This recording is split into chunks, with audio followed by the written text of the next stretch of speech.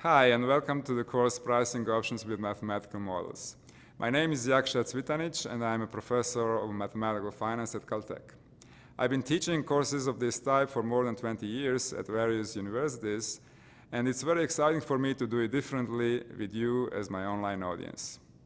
I hope that, like many of my former students, you will use what you learn in this course in building a successful career in banking or risk management or trading, or just as a step towards learning more about this fascinating subject.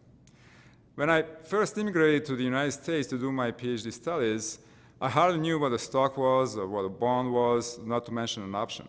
But when I started learning about financial derivatives, I was completely fascinated by use of this sophisticated mathematics in Wall Street applications. And I hope you will be too, because this fascination still remains with me.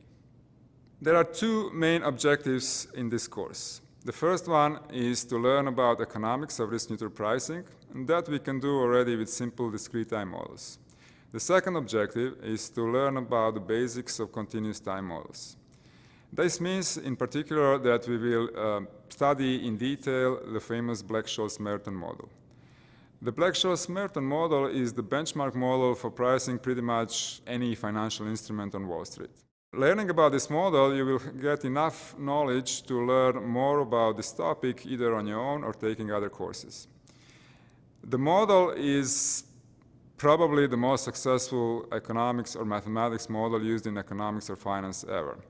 It earned a Nobel Prize to its creators. This part of the course is technical, and it requires a certain level of mathematical sophistication.